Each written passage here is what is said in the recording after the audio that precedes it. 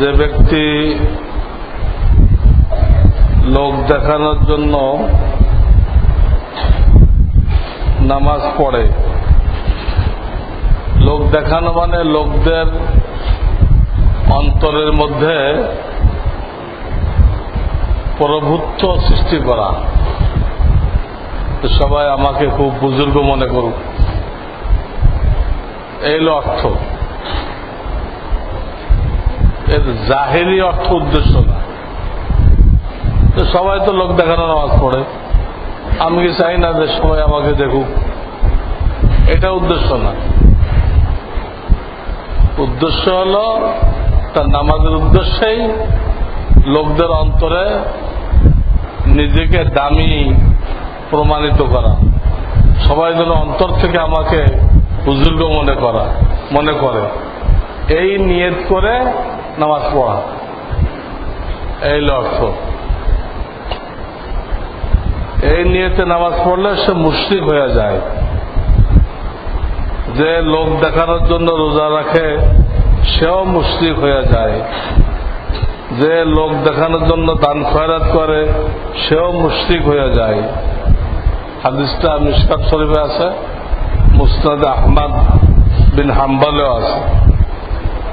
মুশরিক হয়ে যাওয়ার অর্থ হইল যাহাদিগকে দেখানোর জন্য, অর্থাৎ তাদের অন্তরে সে নিজের ইজ্জত সম্মান সৃষ্টি করতে চাইল,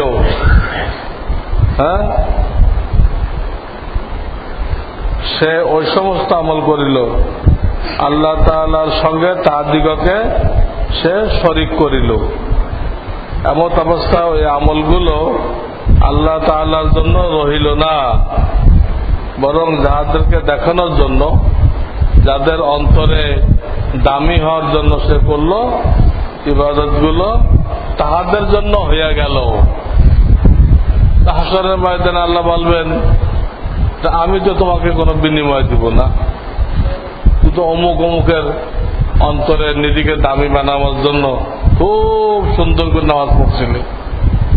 যাদের অন্তরে প্রভুত্ব সৃষ্টি করতে চাইছিলে ওদের কাছ থেকে তোমার নামাজের বিনিময় নিয়ে নাও, আমার কাছে কোনো বিনিময় নেই, এই কথা বলে তাকে বঞ্চিত করে দিবে। একে বলে রিয়া, তাসহিহ নিয়তের উল্টা, তাসহিহ নিয়তের উল্টা এটা। তো এই জন্য আল্লাহ ওয়ালাদের সোহবতে যে নিয়তকে শুদ্ধ করতে হয়, তাহলে সে আর এই দুনিয়াবি নিয়তে লোকদের বাহাবার জন্য, লোকদের মধ্যে সুনাম কুড়ানোর জন্য সে আর কোন ইবাদত করে না।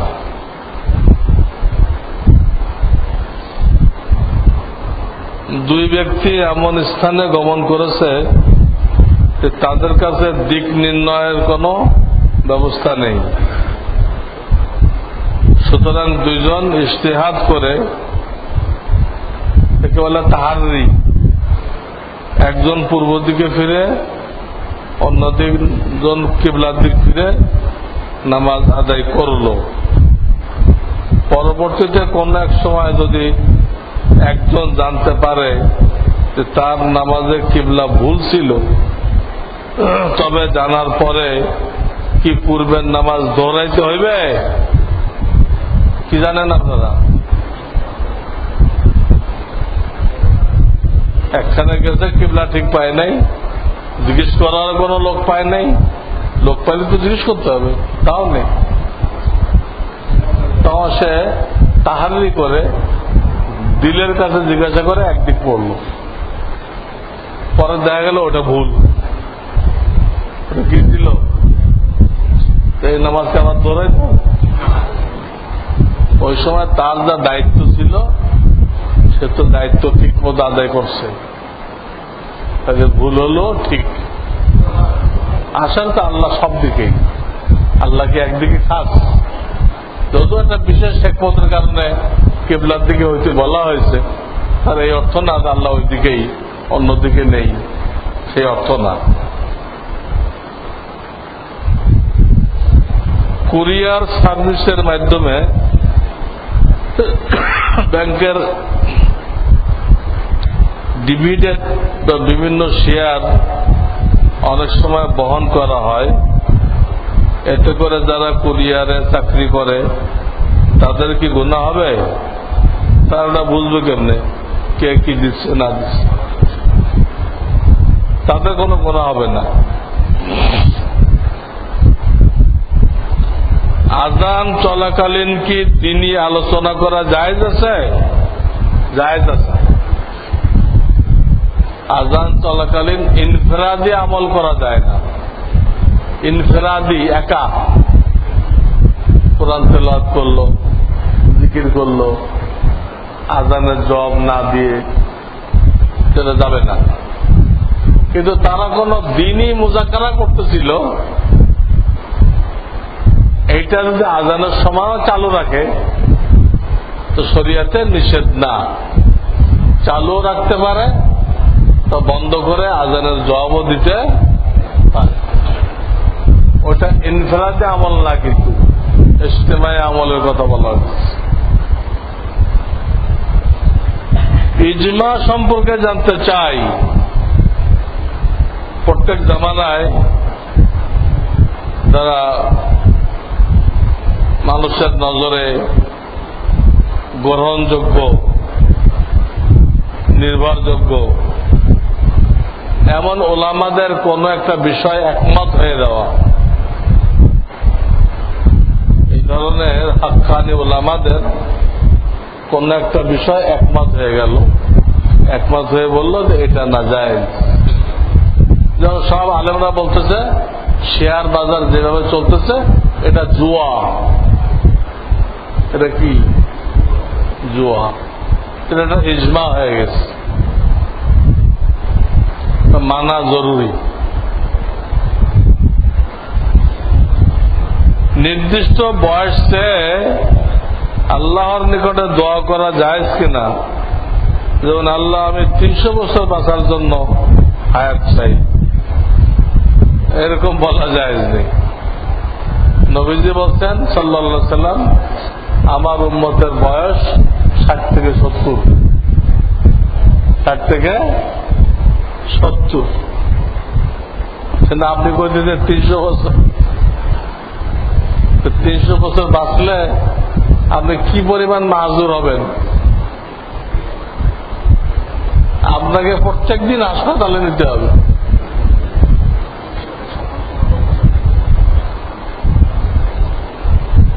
আর তার কোনো আত্মীয় স্বজন বেঁচে থাকবে না, তারা তো 250 বছর আগে মারা গেছে। কে নিবে হাসপাতালে? আর ডেলি নিয়ে গেলে ডাক্তাররা পরেশান হবে, একই রোগী প্রত্যেক দিন নিয়ে আসে। এটা চাওয়া যায় নেই এবং এটা বিপজ্জনক। হাদিসে শেখানো যে আল্লাহ আমার জন্য হায়াত যতক্ষণ উপকারী, আখিরাতের প্রস্তুতির জন্য হায়াত যতক্ষণ উপকারী ততটুকু হায়াত আমাকে দান করো, আর যে হায়াত আমার জন্য ক্ষতিকর সে হায়াত আমাকে দিও না।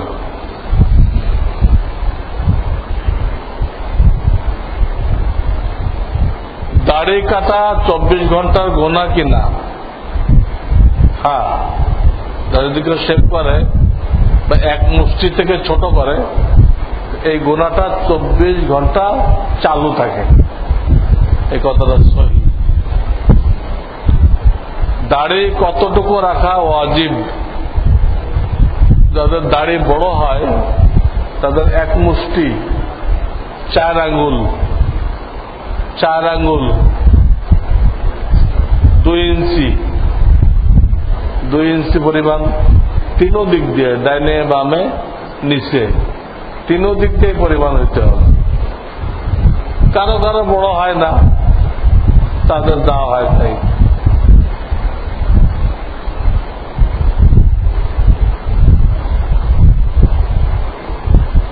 কোন কোন ক্ষেত্রে বেগানা পুরুষ বা নারীর সঙ্গে কথা বলা জায়েজ হইতে পারে? একজনের বাড়িতে গেলেন, উনি নেই, তো বাধ্য হয়ে তার বিবির সাথে কথা বলতে হয়। ওনাকে কোথায় পাওয়া যাবে, বা বাড়ি কয়টায় ফিরবেন, কোথায় গেছেন, এটা এক ধরনের অপারগতা, এটা শরিয়াতে অ্যালাউ করছে। এরকম সাহাবায়ে কেরামরাও নবীজির বিবিদের সাথে কথা বলতেন পর্দার আড়াল থেকে।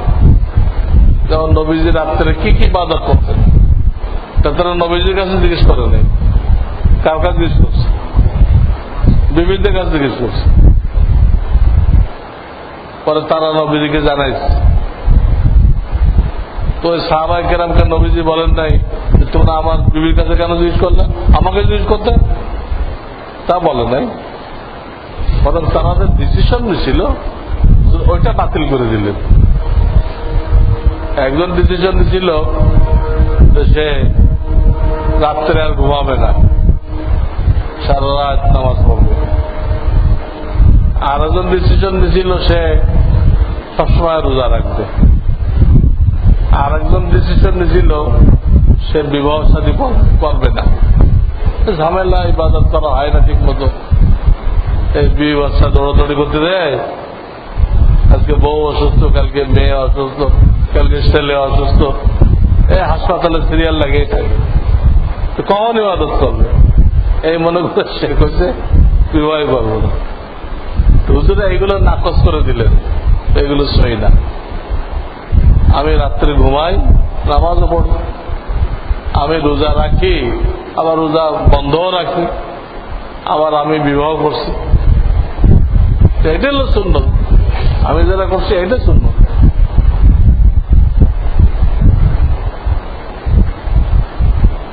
মেসওয়াক ব্যবহারের মাধ্যমে দাঁত পরিষ্কারের পরও কি পেস্ট ব্যবহারের প্রয়োজন আছে?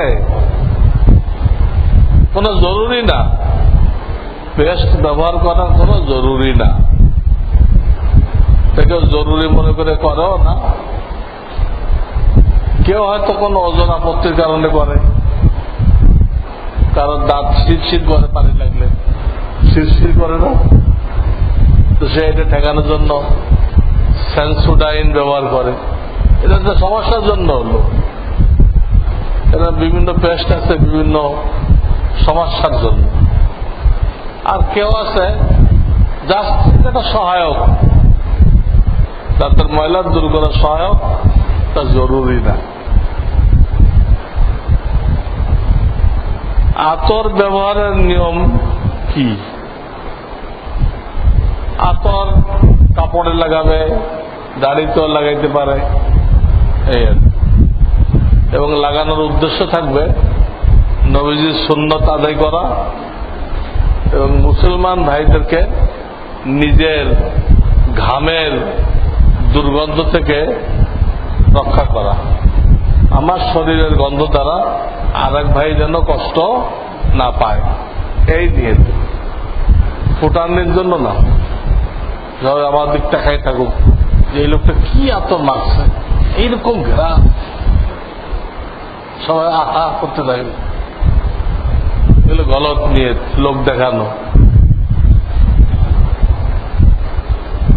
নামাজে হাতের কনুইয়ের উপরে কাপড় পরিধান করিলে নামাজ হবে কিনা?